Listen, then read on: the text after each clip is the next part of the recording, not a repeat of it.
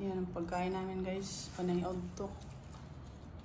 Paniod to naman. May talong, may choisa, may isda na garupa. Yun yung vegetarian noodles ko.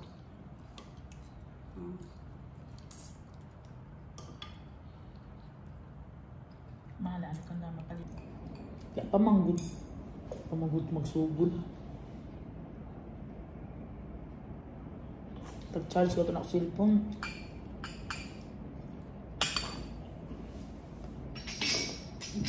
Yung video ko i-edit yung kumiro. Kasi yung kumiro, mga pagkain man. Screenshot. Kaya. Kain guys! Ano to? Vegetarian noodles. No meat. Gulay lang at saka yung noodles rin na gulay na flavor. Spinach at saka shrimp. Pero yung shrimp hindi naman yun ano. Lechon dong eh. Ayaw mo di. Wow.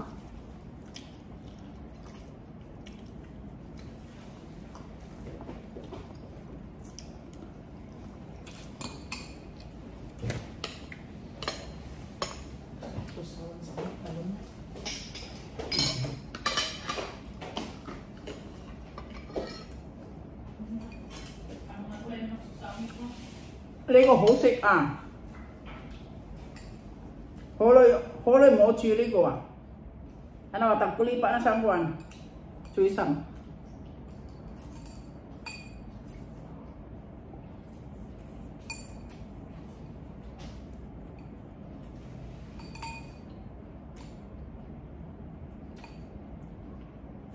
Ano nga?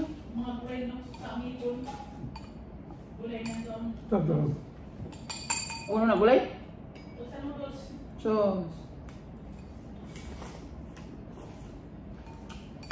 masarap yung ano ko. Yung steam pork ko na may ano, moy choy. Masarap John Mince pork pag ano, hindi lagi. Tapos yung ganyan. Gusto ko yung talong sauce to. Labog na po, labog.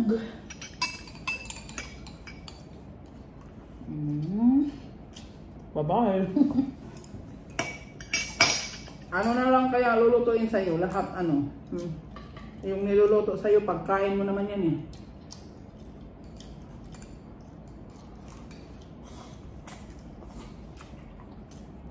Tamad na siya magmuya. Gusto niya guys, ang kainin niya lahat lulunukin. Kaya yung talong gustong-gusto niya. At saka yung patula na gulay. Yung chuisam gusto niya, kaso kahit malambot, tamad magmuya. Kasi kahit malambot, ninunguya mo yan. Tanya-tanya, ukwat.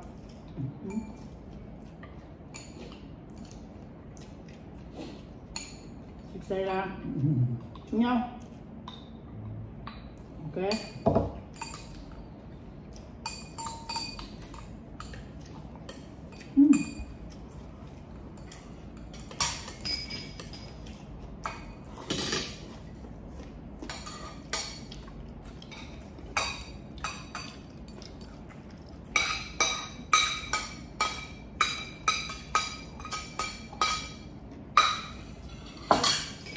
Pag sanay kayo guys ng timpla na yung timpla na tama lang, pero sa iba itong timpla na ito matabang, pero sa akin tama lang. Maganda guys kung sanay kayo ng timpla na ganun, dahil karamihan dyan sa Pilipinas ang timplada talaga medyo maalat. Kaya nga pag umuwi ako noon, nagbakasyon ako, pag nagluto ako, hindi nila gusto kasi nasanay ako dito ng timpla na hindi maalat eh, yung tama lang. Ang tama na timpla dito sa kanila sa Chinese is maalat o matabang sa Pilipinas. Kaya yung nagbakasyon ako noon, hindi lang gusto ang luto ko kasi matabang. Sabi ko kaya kayo magluto kasi sanay ako ng timpla na ganito.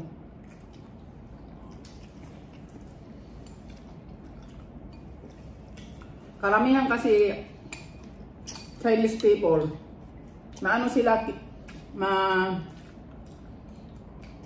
makiring sila sa ano sa kalusugan. Inaingatan nila ang kalusugan nila. Kaya umiiwas sila sa mga makolesterol na pagkain. Gumagamit sila mantika pero yung deep fry style na luto, bihira sila yan. Gumagamit sila mantika gisa-gisa. Yun. Pero pag-usapan ng deep fry, hindi sila. Mukha wala o kailangan mo. Lisik say humo, tangatan.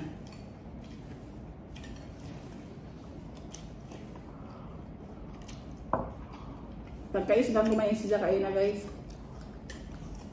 Kay gusto man mo tindog nan ako ray magkuha sa iya man di recipe. Pagkais gang ko siya. Lang ko iniingatan ka, simba ko kung mauno ka. Lang ko unang mahitabo sa imo. Palalagutan pa namin. Ang di bali ng kuha ko sa Ginoo, at least hindi namin kasalanan.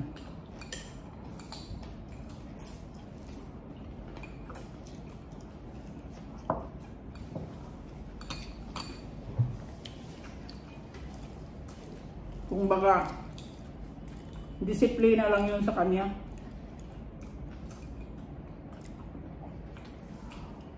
Kaya tahimik yan eh. Pag napagalitan ko yan, tahimik eh. Isa raman sa diyong karazawan. Kaya kung hindi mo sinindon, di sila mamati. Kaya gusto nila sila masunod. Kaya ginagamitan ko yan ng orasyon pag hindi. Pag hindi makinig, ginagamitan ko ng orasyon.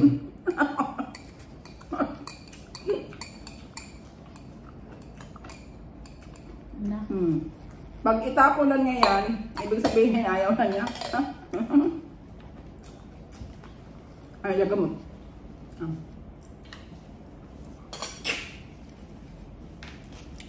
Ay, ano mga gulay na nuksok sa akin ito. Na, puro si Lolo Labog.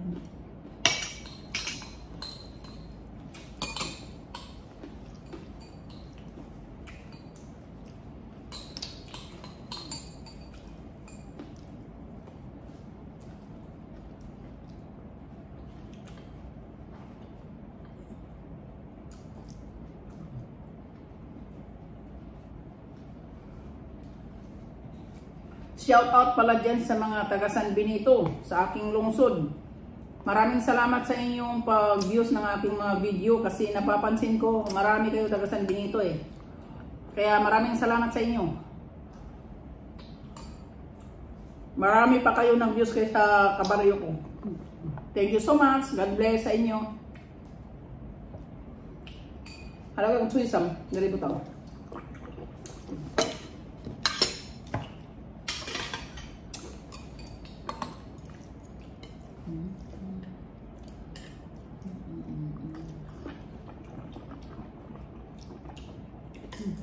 Nawaya.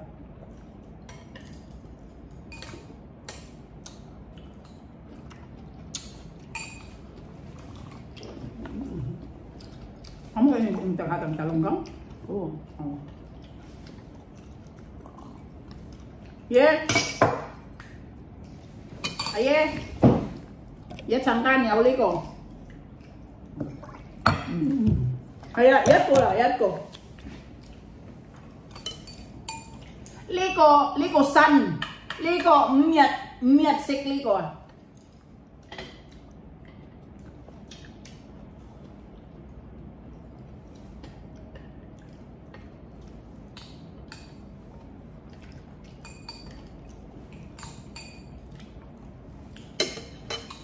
Parang pagkatalong.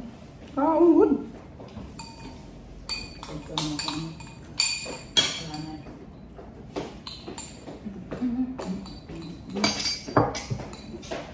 Mas masarap isa na yung pares na ito.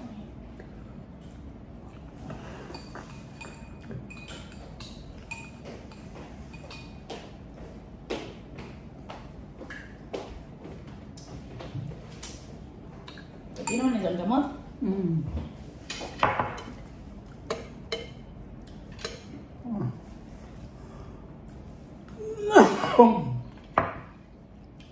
喂，你唔識呢個？呢個好冷啊，你唔識啊？ Dari. Ngayon, ay una.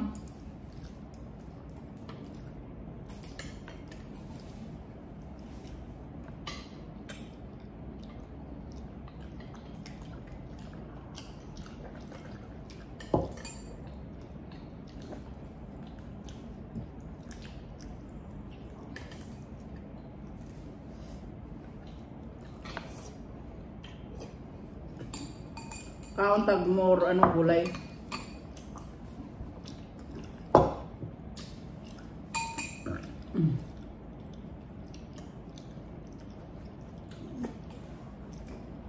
Nama, tapos na.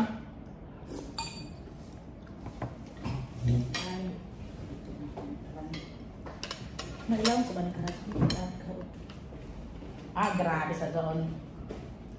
Di panglo. Pangitan. Pangitan. Sus, mariosip. Tanlamog para masiguro niya yung tagkaon do. Tapos salida ganyan kaon ko sa birthdayan. Kasi ang plastic din nila sa... Grabe na kaon nila, balas nila ito sa plastic. Kaya, kunyari nagkahuyog. Ang ba ito, si Aaron na ba ito? Ikado na ba dyan? Bisab-sab no, kung itindog ta kaulo. Gaong ra. Ang ngayon ito ay PC. Yus, na PC lo alin kami mo. PC ba? PC. Sakit sa likod. Pagdatot kali sa mimo ini. Oh.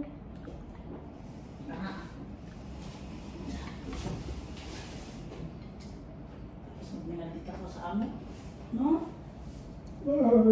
Midday! Midday! Hadlok ba ka? Hadlok mo bagsak, pero ang kakuan, alig-aligon na mo laong mo tindog mo kadto sa opisina nan kamera dire. Wait first ha? Na, taglangan sila dili pwede na isara ka katulong ang magdaya sa imo kun haing ka singod. Di man mo to mulali sa man kaisgi ko pa. Chilas. Hilom lagi. Ganyan kay takutin mo. Kasi kung dili man pwede na porket amo si sundon nato. Depende yun. Depende sa gusto niya. Kung hindi ikakabuti sa kanya, bakit mo sundin? Hayaan mo magalit.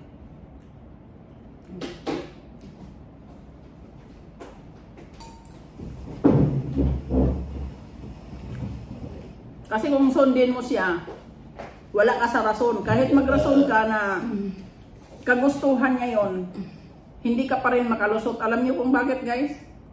Yun ang iingatan yung mga katulong or mga OFW. Di ba? Ang rason kasi ng iba, gusto niya, siya kasi ang may gusto.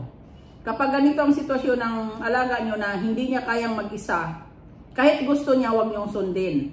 Dahil once na madisgrasya kasi yon, tapos irason nyo, siya man kasi ang may gusto, nagalit pa nga siya sa akin or ano. Alam nyo, wala pa rin tayong lusot. Ang sasabihin kasi yan ng mga anak or pamilya, ang sabihin nila kasi, di ba alam nyo na ganon siya, hindi niya kaya mag-isa? So kahit man kung nagalit siya, hindi nyo sana pinahintulutan. Ganon. Kaya kailangan pasiguro tayo sa sarili natin dahil wala tayong lusot, wala tayong laban. Dahil tayo ang nakakaalam ang sitwasyon sa alaga natin. So, magalit man sila or hindi, wag nating sundin kung hindi nakakabuti sa alaga natin. Kasi, wag kayong matakot na sasabihin paalisin kayo. Wag kayong matakot. Ang isipin nyo lagi sarili nyo, kapakanan ng sarili nyo at pamilya nyo.